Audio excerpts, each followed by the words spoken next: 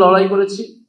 গত 16 বছর নয়, বলতে গেলে স্বাধীনতার পর থেকেই 54 বছর থেকে আমাদেরকে লড়াই করে যেতে হচ্ছে একটা গণতান্ত্রিক বাংলাদেশের জন্য। যে আকাঙ্ক্ষা মুক্তিযুদ্ধে এদেশের জনগণ করেছিল, যে আকাঙ্ক্ষায় আবারও জীবন দিয়েছে জুলাই গণ অভ্যুত্থানে, কিন্তু আমরা বারবারই নানান শক্তির বাধায় হোঁচট খেয়ে যাচ্ছি।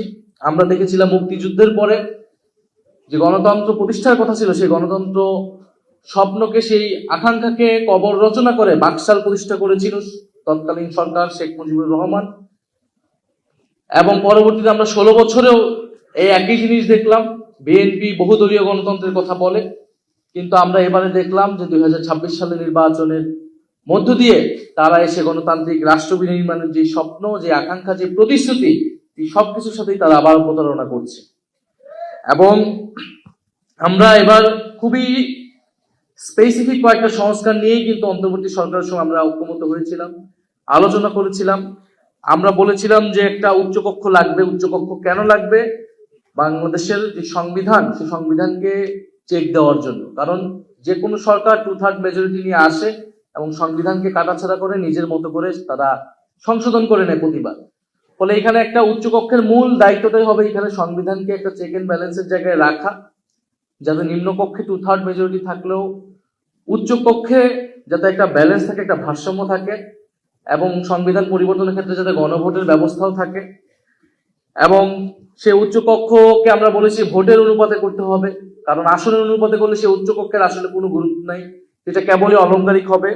আমরা সাংবিধানিক প্রতিষ্ঠানগুলোর যাতে দলীয় নিয়োগ না হয়, নির্বাহী বিভাগের অধীনে যাতে না থাকে, প্রধানমন্ত্রীর কর্তৃত্বে যাতে না থাকে, আমাদের নির্বাচন কমিশন যাতে নিরপেক্ষভাবে নিয়োগ হয়, আমাদের পিএসসি দুদক যাতে নিরপেক্ষভাবে নিয়োগ হয়, আমরা সেটার জন্য দাবি জানিয়েছিলাম, ঐক্যমত হয়েছিলাম। তত্ত্বাবধায়ক সরকার ব্যবস্থা, যেটার জন্য গত 16 বছর ধরে আন্দোলন হয়েছে এত, সেই তত্ত্বাবধায়ক সরকার যাতে প্রতিষ্ঠিত হয় নির্বাচনকালীন সময়, এবং সেটা যাতে নিরপেক্ষভাবে প্রতিষ্ঠিত হয়, সর্বদলের সম্মতিতে প্রতিষ্ঠিত হয়, এরকম একটা ব্যবস্থা। এবং সবচেয়ে গুরুত্বপূর্ণ বিচার বিভাগ পৃথকীকরণ।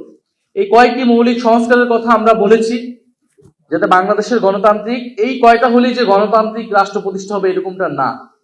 গণতান্ত্রিক রাষ্ট্র প্রতিষ্ঠার জন্য আমাদের আরো অনেক কিছু প্রয়োজন, কিন্তু আমরা ধাপে ধাপে আগানোর জন্য এই কয়েকটা সংস্কারে সবচেয়ে বেশি জোর দিয়েছিলাম অন্তর্বর্তী সরকার, যার ভিত্তিতে জুলাই সনদ, যার ভিত্তিতে জুলাই নির্বাচনের সময় গণভোট। এবং আমরা এগুলো বলেছিলাম যে এই সংস্কারগুলো করতে হবে সাংবিধানিক সংস্কার পরিষদের মাধ্যমে। সংশোধনের মাধ্যমে বিএনপি যত সংস্কারই আনুক না কেন, যত পরিবর্তন আনুক না কেন, সেটা টেকসই হবে না, সেটা পরিবর্তনশীল হয়ে যাবে। আজকে তারা ক্ষমতায় আছে, কিন্তু চিরকাল কোন দল ক্ষমতায় থাকে না। এবং আমি এটা পার্লামেন্টে বলেছি, জিয়াউর রহমান সেই ঐতিহাসিক ভুল করেছিল। বিএনপি তার মূলনীতিও যদি পরিবর্তন করতে চায়, সেটাও যদি সে সাংবিধানিক সংস্কার পরিষদ ছাড়া করে, সেই সংশোধনী কিন্তু যে কেউ এসে বাতিল করতে পারবে, আদালত যে কোনো সময় এটাকে বাতিল করে দিতে পারবে। ফলে এইখানে আসলে 72-এর সংবিধানের এই যে ধারাবাহিকতার নামে এখানে আওয়ামী লীগের যে আদর্শ, আওয়ামী লীগের যে রাজনীতি, সেই রাজনীতিকে পুনঃপ্রতিষ্ঠা করার বা বারবার ফিরে আসার একটা দরজা সবসময় খোলা রাখা হচ্ছে। এবং বিএনপি এবার বুঝে হোক না বুঝে হোক এই কাজটা করছে। ফলে এই কারণে আমরা বলেছি যে কোনো একটা টেকসই সংস্কার, একটা নতুন যাত্রা করার জন্য আমাদের সাংবিধানিক সংস্কার পরিষদ লাগবে। নোট অফ ডিসেন্টের কথা অনেকবার এসেছে, জুলাই সনদ বনাম আদেশকে পরিণত করা হয়েছে। নোট অফ ডিসেন্ট যে কোনো সিদ্ধান্তে আপনারা দেখবেন যে পার্লামেন্টে অনেকগুলো সিদ্ধান্ত হয়েছে, সেখানে অনেক বিরোধিতা আছে, অনেকের বক্তব্য আছে এই সিদ্ধান্তের সাথে আমি একমত না, বা এই সিদ্ধান্ত এরকম হতে পারতো। তার সেই নোট অফ ডিসেন্ট গুলা লিখিত হয়, রেকর্ডেড হয়, কিন্তু সিদ্ধান্ত কিন্তু পাস হয়ে যায়। নোট অফ ডিসেন্ট ঠিক এরকম একটা জায়গায় নোট অফ ডিসেন্ট দেওয়াই হয়েছিল, যেটা একটা হিস্টোরিক্যাল ডকুমেন্ট হিসেবে, রেকর্ড হিসেবে থাকবে। এটা কোনো সিদ্ধান্তে কোনো প্রভাব বিস্তার করবে না। কিন্তু জুলাই সনদ যেদিন স্বাক্ষর হয় সেদিন আলাদা করে নোট লেখা হয়েছে সবগুলাই, যে তার মানে যেই দল আসবে সেই দল নিজেরাই সংস্কার করবে তাদের মতো করে। তাহলে তো এই ঐক্যমতের বা জুলাই সনদের কোনো আসলে বাস্তবতা থাকে না, প্রাসঙ্গিকতা থাকে না। সেই জায়গা থেকেই জুলাই আদেশ দেওয়া হয়, যে সেই জায়গা থেকে গণভোট দেওয়া হয়, এবং গণভোটের মাধ্যমে কিন্তু জুলাই আদেশ জনগণের সম্মতি পেয়েছে। কারণ এই গণভোটেই জনগণ জুলাই আদেশ মানে কি মানে না সে কথা স্পষ্টভাবে বলা হয়েছে। আরেকটি বিষয় যেটা আমরা এখন আলোচনা আসলে, সেটা হচ্ছে জুলাই ঘোষণাপত্র। সেই জুলাই ঘোষণাপত্র কিন্তু সংবিধান তফসিলে যুক্ত হওয়ার কথা, কমিটমেন্ট দেওয়া আছে। সে বিষয়ে আমরা সরকারকে এখনো কথা বলতে শুনিনি। সর্বোপরি আমি কথা বাড়াবো না, একটা কথা বলে শেষ করব।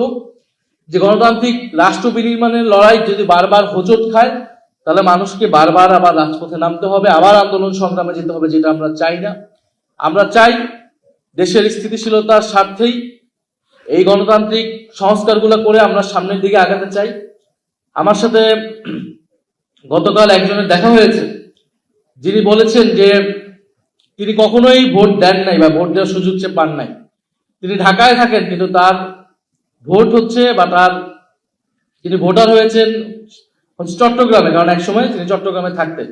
তো কখনো ভোট দেওয়া হবে বা ভোট দেওয়ার আগ্রহ হয়নি দেখে সেই ভোটার তিনি কখনো ঢাকায় চেঞ্জ করেন। কিন্তু এবার তিনি ভোটের দিন রাতের বেলা চট্টগ্রামে নিজে ড্রাইভ করে গিয়ে ভোট দিয়েছেন, শুধু গণভোটের জন্য, হ্যাঁ ভোট দেওয়ার জন্য তিনি এত দূর গিয়েছেন। তো উনি বলেছেন, যদি আমি এত দূর যেতে পারি, যে মানুষ আমি জীবনে কোনো ভোট দিই নাই, ভোট দেওয়ার আগ্রহ নেই, এবার আমি গণভোটে হ্যাঁ ভোট দিয়েছি, আমি যদি চট্টগ্রামে যেতে পারি, আপনারা ডাকলে আমরা সংসদে যেয়ে উপস্থিত হতে পারি।